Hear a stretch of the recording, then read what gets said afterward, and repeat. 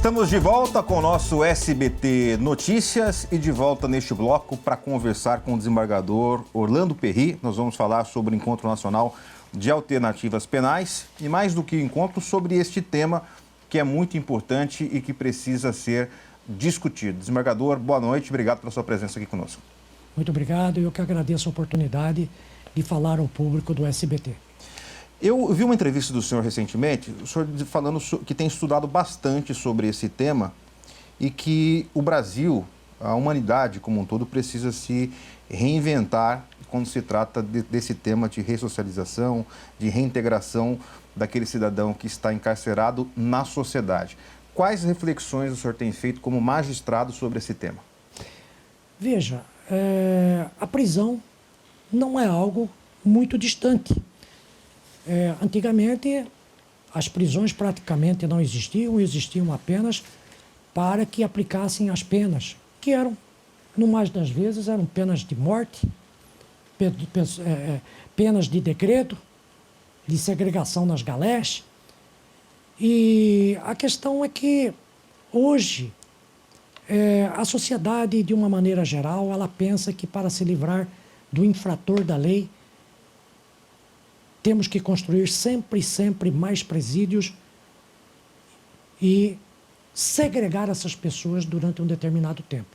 Eu tenho dito, Igor, que no Brasil nós não temos pena de morte e nem pena perpétua. Então tenho dito a miúde, conversando com a nossa sociedade, e até com os nossos governantes, que um dia o encontro será inevitável entre nós e o criminoso que nós encarceramos. E eu sempre também repito dizendo quem é que nós queremos encontrar nesse retorno dele ao convívio da sociedade. Então nós temos que repensar a questão da política de ressocialização que é desenvolvida pelo Estado brasileiro. E posso de plano já dizer que esta política, há muitos anos em funcionamento, não está dando os resultados esperados. A pena, ela tem seu papel, vários papéis, aliás. Ela tem o sentido de preservação da sociedade, é o caráter preventivo. Preventivo especial e geral. Preventivo especial em relação à pessoa que praticou o crime. E preventivo social no sentido de dar o exemplo à sociedade para que, mostrando à sociedade que não vale a pena infringir as normas sociais. Mas o Estado brasileiro também, quando assumiu o poder punitivo, ele também assumiu a obrigação de tornar aquela pessoa melhor do que entrou no cárcere. E o que temos visto hoje, especialmente na sociedade brasileira, é que nós estamos marginalizando ainda mais o marginal que entrou no sistema prisional. Então, eu penso e defendo, tenho pregado isso, que nós temos que mudar a nossa maneira de pensar e realmente implantarmos políticas verdadeiramente ressocializadoras, muito diversas dessas que nós temos visto e que não tem resultado, não está dando resultado nenhum. A gente percebe que está crescendo o risco de uma ruptura entre a sociedade dita livre, que está aqui fora, e a que está lá dentro reclusa. A daqui oprimida e a de lá oprimida. Isso vai levar para uma ruptura. Como é que o senhor enxerga isso?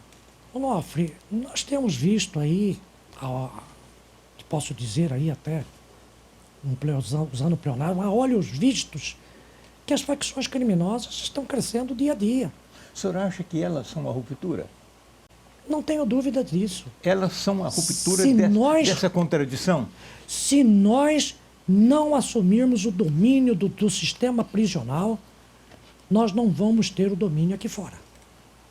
Hoje, as nossas organizações criminosas estão instaladas especialmente dentro dos nossos presídios. Eu costumo dizer que o generalato do crime organizado está nos nossos presídios. É o Estado financiando a sede, a estrutura física do crime organizado. Exatamente. Nós sabemos que os cabeças, os generais do crime organizado não estão aqui fora, não. Aqui nós temos, eu costumo dizer, que nós temos apenas soldados, cabos, sargentos, quiçá um capitão, mas os coronéis e generais estão dentro dos nossos presídios, comandando o crime organizado de lá. Então nós temos que assumir o controle dos nossos presídios para que tenha reflexo aqui fora. Pois é, assim, desembargador, mas como é que conserta presídio? Atuando no ser humano que está lá encarcerado.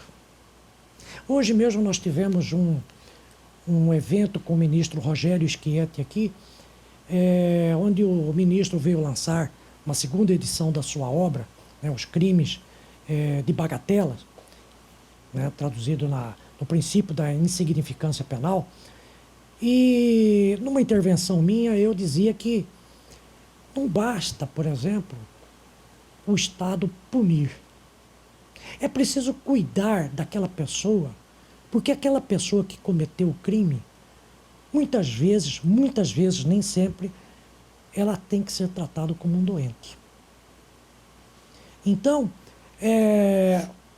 nós temos, e veja só, eu até dizia nessa manifestação minha que eu fiz, há alguns dias atrás, eu terminei de ler um livro escrito há quase 100 anos, onde já se falava que a prisão não se regenera. Aliás, Beccaria já falava sobre isso. E a verdade é o seguinte, que nós temos que tratar, quase que dar um atendimento pessoal, personalíssimo àquela pessoa que está encarcerada. Então, hoje, nós apenas segregamos aquelas pessoas e as tratamos como animais. E nós estamos, dessa maneira, fomentando a violência aqui fora. Porque as pessoas que, quando saem do presídio, elas estão piores do que entraram, ela viaja, eu costumo dizer, Onofre, que, lamentavelmente, os nossos presídios, as nossas cadeias, continuam ainda sendo a maior e a melhor escola do crime. Faculdade do crime. É uma faculdade do crime. Muitas vezes nós estamos encarcerando pessoas que entraram no presídio por um furto, que pode-se dizer pequeno, e que saem de lá formados em latrocidas, em traficantes, em homicídios. Quem é que deveria, eu não digo, organizar para poder conduzir essa discussão da sua tese, que também acho que é essa tese? Prender já não é mais a solução. Quem é que deveria conduzir isso? Veja, nós não podemos pensar no abolicionismo penal, que é uma corrente que prega que as prisões deveriam já deixar de existir. Não chegamos ainda. Chegamos a isso. A prisão se faz necessária, sim, para o controle da sociedade. Mas nós temos que se importar com a pessoa que é presa. Como disse, tratá-lo muitas vezes como se fosse um doente. Porque, Onofre, eu também tenho dito e refletido bastante sobre isso. As pessoas que lá estão são pessoas, falam que se tem muitos negros, que a maioria da população negra. Eu afirmo com toda certeza que no estado de Mato Grosso, a maioria da nossa população não é negra. Ou é branca ou é parda. Mas são todas praticamente pobres, miseráveis e analfabetos. Pessoas sem profissão. É raro encontrar, Onofre, uma pessoa que tem uma profissão de um eletricista, de um encanador. No mais das vezes, nós temos conversado, temos conversado com os presos nas nossas visitações às cadeias, e eu costumo perguntar a eles... O senhor vai bastante a presídio, né? Eu já vi que o senhor vai bastante. E faço essa pergunta porque muitas vezes quem está nos assistindo pode dizer, mas olha, ele é um juiz, um magistrado, um desembargador, será que ele vai lá ver, conversar com o preso para saber se é isso? Eu já vi o senhor diversas vezes fazendo visitas. Vou com muita frequência aos presídios. E nessas visitas que faço aos presídios, eu converso com os nossos reeducandos. Procuro saber quem é aquela pessoa que está lá. E o que verifico, Onofre, volto a repetir, são pessoas paupérrimas, sem nenhum nível de escolaridade, pior, sem nenhuma profissão. Então, quando eu pergunto às vezes para ele, qual que é a sua profissão? O que tem dentro do presídio é o tal dos serviços gerais. Serviços gerais. E eu digo, complemento dizendo, serviços gerais inclui o crime. É um Entendeu? prestador de serviço. Prestador de serviço. Lá. E eu dizia aqui, poucos instantes antes de começarmos essa entrevista, que o crime do crime, o cine do crime organizado nunca faltou vaga e nunca faltará. O grande problema que nós temos também, por ocasião do desencarceramento, é o estigma que carrega os presos privados de liberdade, aqueles que cumpriram suas penas. A verdade é que a sociedade peca muito nesse aspecto. Porque nós, de uma maneira geral, nós rejeitamos aquelas pessoas que cumpriram suas penas. Verifico muito a miúde o preconceito que existe em relação àquelas pessoas que estão no regime semiaberto São usando uma detentos fora torneza. do cárcere, né? São detentos fora do cárcere.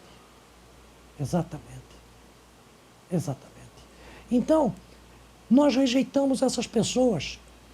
Vou falar de uma situação muito grave que assola o sistema prisional. A população LGBTQIA+.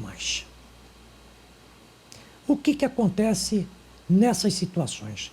No mais das vezes, a homossexualidade é despertada entre os 12, 13, 14 anos. Acontece que, quando desperta essa verdadeira sexualidade da criança, a maioria das vezes a família, ignorante, não aceita e a providência tomada é colocá-lo para fora da sua casa. Essas pessoas jovens ainda, às vezes adolescentes, vão para a rua e vão se prostituir. Prostituindo, daí para o uso de drogas é um passo. Da utilização da droga também é outro passo muito curto para a criminalidade. Inevitavelmente eles vão parar dentro do presídio. E o que acontece quando eles saem, Igor? Eles ganham a liberdade provisória, ganham o regime de semi-liberdade, semi-aberto, e não tem para onde retornar, ele não tem casa, ele não tem lar, porque a família o rejeitou. Eles voltam para a rua, voltam para a prostituição, para drogas, crime, e ficam nesse círculo vicioso. Imagina, eu também dizia a vocês aqui, se nós já temos preconceito em relação àquelas pessoas que cumpriram pena privativa de liberdade, imagina quando este reeducando, que ganhou a liberdade, ainda é um homossexual.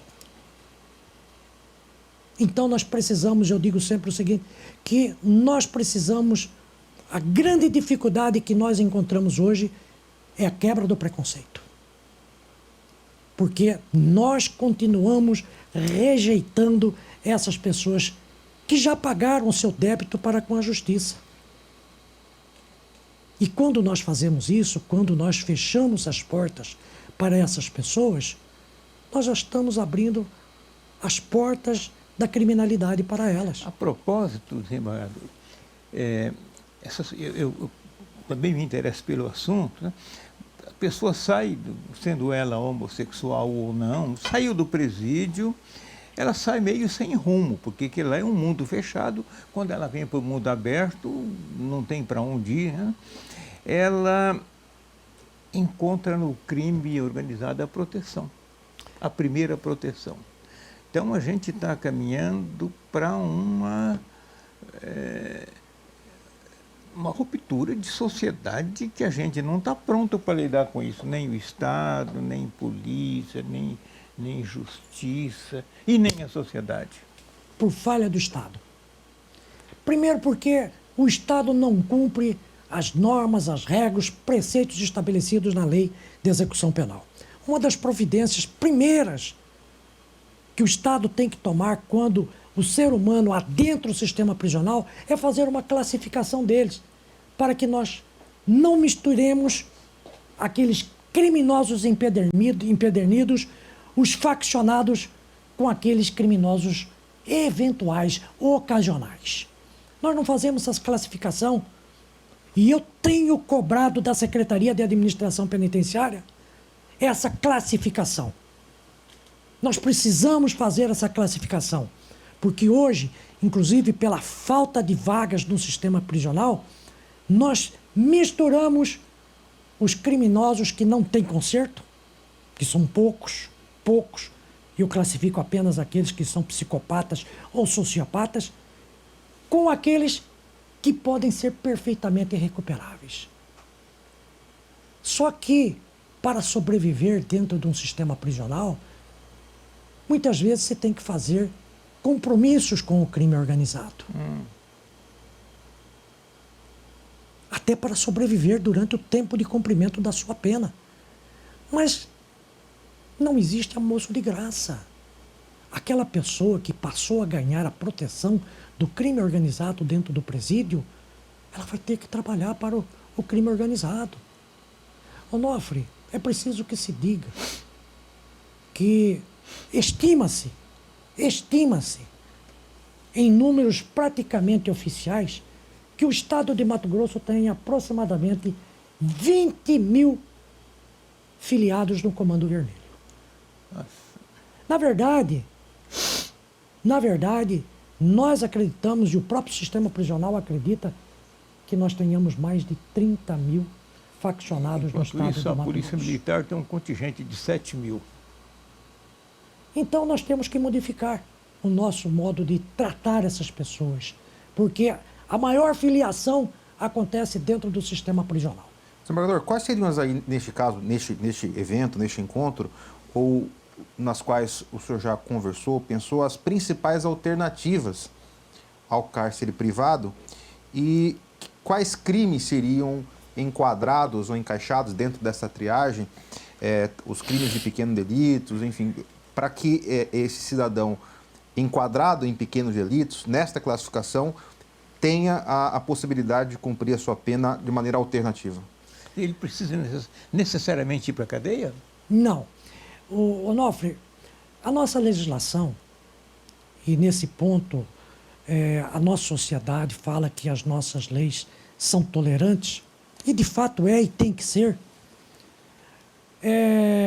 para o regime fechado, Igor, Onofre, só vão aquelas pessoas que tiverem penas, que forem apenados mais de 8 anos de cadeia, ou que sejam reincidentes, ou que tenham, por exemplo, tido reconhecido algumas circunstâncias judiciais na elaboração da sua pena.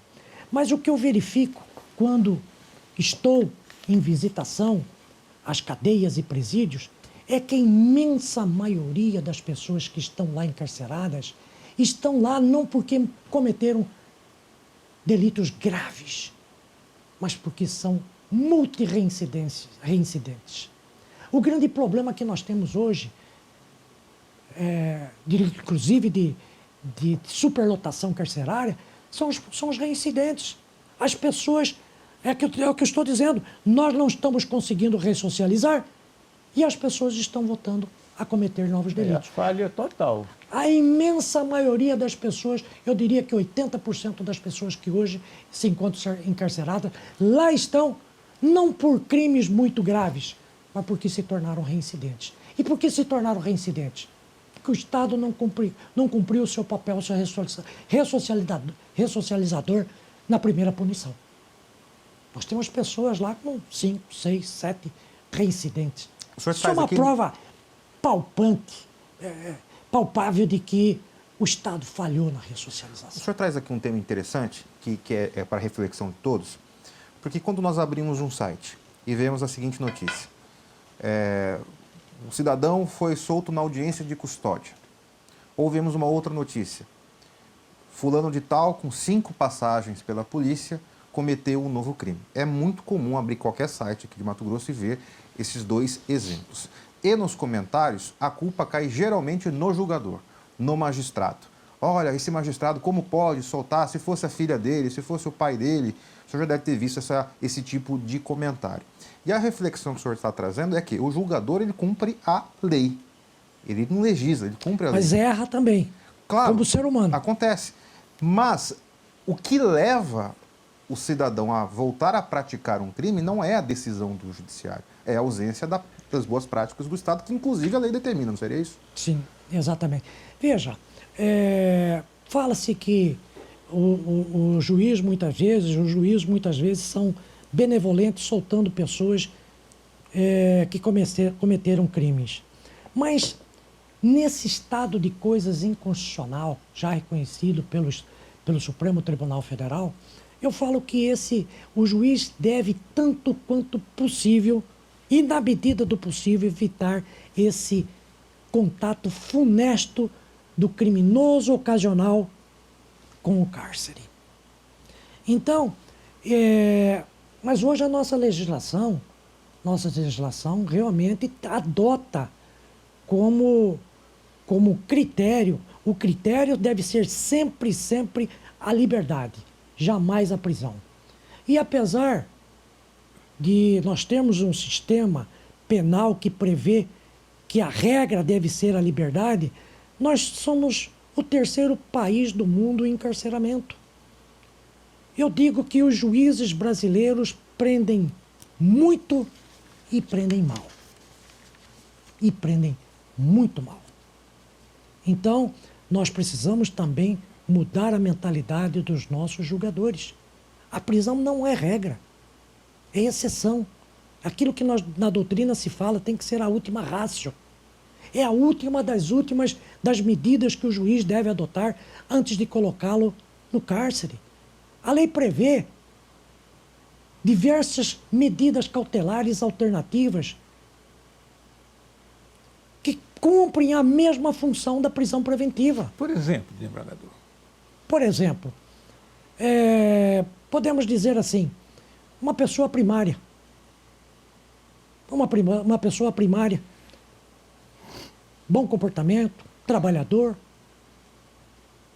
Se o juiz notar que ele não tem um perfil criminoso, ele deve conceder a liberdade a ele, por mais grave que seja o crime, a não ser que o crime, por si e em si, denote uma periculosidade que coloque em risco a nossa sociedade, mostrando a possibilidade dele vir a cometer novos delitos. Quando o juiz prende, ele só pode prender por 3 motivos: para garantia da ordem pública, para garantia da instrução criminal e para garantia da lei penal. Para garantia da ordem pública, o juiz tem que analisar especialmente a possibilidade de ele vir a reiterar em outra conduta delituosa. Aquela pessoa que comete crime e o juiz verifica, seja pela natureza do crime, seja pelos seus antecedentes, que há um risco de, em liberdade, ele vir a cometer novos crimes, é obrigação do juiz salvaguardar a sociedade, mantendo-o encarcerado. Para a garantia da instrução criminal, seria apenas naquela situação em que o réu possa estar comprometendo a regularidade do processo, ameaçando testemunhas, por exemplo. Para a garantia da lei penal, são aquelas situações em que o réu se põe em fuga e o juiz acredita que ele fez daquela maneira para evitar o cumprimento da pena em vindo ele a ser condenado. Só nessas 3 hipóteses que nós podemos prender o cidadão brasileiro. Mas eu digo que os juízes brasileiros, apesar de a prisão ser considerada como a última das medidas a serem adotadas, ainda têm prendido demais. E mais ainda, quero dizer para você, Igor, que as nossas prisões estão abarrotadas de pessoas inocentes. Inocentes? Inocentes. Porque o sistema é bastante falho e nós, seres humanos, também estamos suscetíveis a erros. Eu digo que provavelmente nesses quase 10 anos que eu estou na área criminal, possivelmente eu devo ter cometido uma ou outra injustiça. Mas eu cometi de uma maneira inconsciente e acreditando naquilo que as provas estavam a revelar no processo. Nós tivemos um debate muito grande recentemente a respeito do reconhecimento pessoal, e aliás isso tem sido até esses instantes ainda objeto de bastante notícias de pessoas que são encarceradas, presas porque reconheceram-na como o autor do fato criminoso. E depois, numa melhor investigação feita para a polícia, se descobre que aquela pessoa, na verdade, ela foi confundida com outra e que ela é inocente. Mas muitas vezes essas pessoas já cumpriu 8, 10, 15 anos de cadeia. E acontece a miúde isso. E acontece porque nós não trabalhamos ainda, Onofre. Os juízes precisam ser treinados para trabalhar com a psicologia judiciária, especialmente com a psicologia do testemunho. Porque as testemunhas, a prova testemunhal, costuma-se dizer até, num jargão não muito condizente, é a prostituta das provas. Porque a nossa mente, as nossas vistas, nos confundem muito. Muitas pessoas estão presas porque indevidamente foram reconhecidas como autor, foram confundidas com outras pessoas. O Ministério Público também não deveria passar por esse processo também de reciclagem? Todos. Porque hoje a gente vai lá. Cidadão comum está assistindo agora a nossa entrevista. Você pega série, filme, livro, o que é o promotor? O promotor é aquele que acusa. Sim. E, na verdade, a gente sabe que ele pode tanto acusar como não. Ele defende a sociedade. Mas hoje a gente vê, o promotor independente, o cara ficou provado que é inocente. O Ministério Público, olha, mas ele é culpado, ele é culpado. Como é que o senhor avalia isso? É preciso também fazer essa Veja reciclagem? só, o Ministério Público, antes de mais nada, de ser um órgão acusador, ele é o fiscal da lei. Ele tem que ser o primeiro a defender os direitos daquela pessoa quando ele reconhece estar à frente dele um inocente. Mas essa questão que eu estava falando, Igor, por exemplo, da questão das inocências, ela decorre especialmente de um artigo que existe no Código de Processo Penal, que é o artigo 226. Durante muito tempo, durante pelo menos quase 80 anos, se deu uma interpretação totalmente equivocada a esse dispositivo. Os tribunais sempre entenderam, a doutrina também, que aquelas regras para o reconhecimento, observâncias daquelas regras de reconhecimento, elas eram simples, não precisariam ser observadas à risca. E hoje a psicologia judiciária, por exemplo, nos ensina o quão falho é a prova testemunhal. E isso tudo começa na polícia. É na polícia que se faz o primeiro reconhecimento. Houve alguém que cometeu um crime de roubo, se prende aquela pessoa, e aí, sem nenhum preparo, a polícia faz aquele reconhecimento. Isso tem consequências para o resto do processo. Porque, Onofre, a psicologia nos ensina que um reconhecimento mal feito na polícia, ele vai ser ratificado em juízo. Porque a psicologia nos mostra que o primeiro reconhecimento contamina os demais. Porque nós costumamos gravar a fisionomia daquela pessoa e vamos reconhecer aquela pessoa tantas vezes quanto ela nos for apresentada. Entendeu? Então, a começar, eu já pedi ao governo do estado de Mato Grosso, à Polícia Judiciária Civil, que tenham melhor preparo no reconhecimento que eles realizam no interior das delegacias de polícia. É uma prova muito séria, que não tem sido levada a sério. Isso precisa ser gravado. Uma pergunta mal feita que se faz à testemunha que está reconhecendo compromete todo o reconhecimento. Uma pergunta sugestiva, por exemplo. Nós temos casos, Onofre, que eu já me deparei com casos em que a lei diz que você, para fazer um reconhecimento, a pessoa que vai fazer o reconhecimento deve descrever as características das pessoas e colocar outras mais, geralmente se coloca 3, 4, 5, com uma certa semelhança com aquela pessoa descrita. Acontece que nós já tivemos casos, que eu vi nos meus julgamentos, em que a pessoa colocada como figurantes da roda de reconhecimento trazia uma camiseta da Polícia Civil. Como? Como que se dá? Como é que se pode dar validade a um tipo de reconhecimento desse? Veja só, Onofre, uma simples apresentação de uma fotografia pode comprometer todo o reconhecimento. Eu tive, inclusive, uma situação de um crime que aconteceu em Dom Aquino, em que o delegado de polícia pegou uma das testemunhas e apresentou uma fotografia. E essa fotografia acabou por comprometer todo o reconhecimento. Porque na hora que apresentaram aquela pessoa da fotografia, não teve dúvida de reconhecer. Embora ela estivesse reconhecendo um inocente. Sim, vereador. Uma pergunta um pouco filosófica.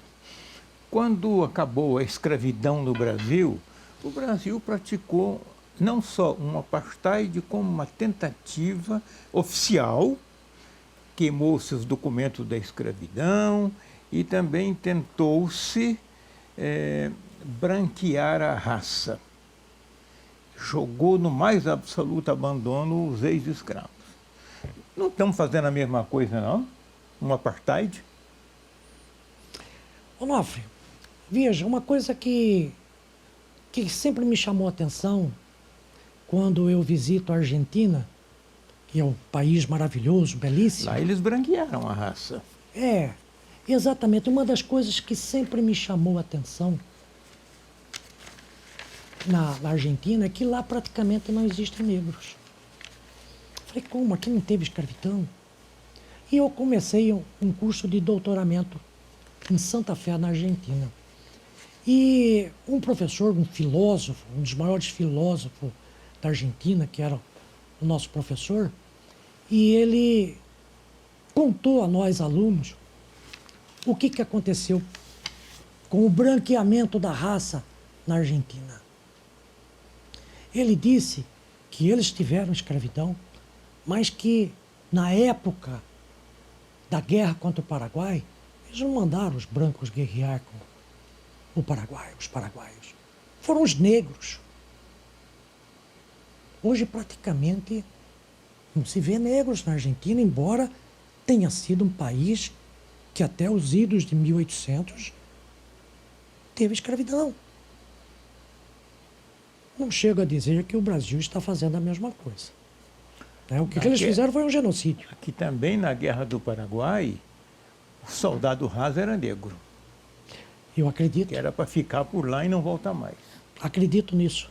Não li nada ainda sobre isso, mas eu acredito, até porque aconteceu isso na Argentina. Desembargador, queria agradecer a presença do senhor aqui no programa, dizer que foi uma honra entrevistá-lo. É uma bela conversa. Tratar desse assunto importante, que precisa ser tratado com maior frequência e que seja de entendimento do cidadão que nos assiste. Esse encontro, ele é exclusivo para juristas ou ele pode ter a participação da sociedade civil?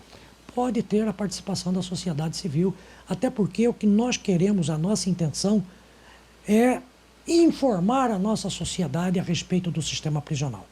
Porque a nossa sociedade, também de uma maneira geral, trata o sistema prisional como um bolsão de lixos. Na verdade, é um depósito de lixo humano.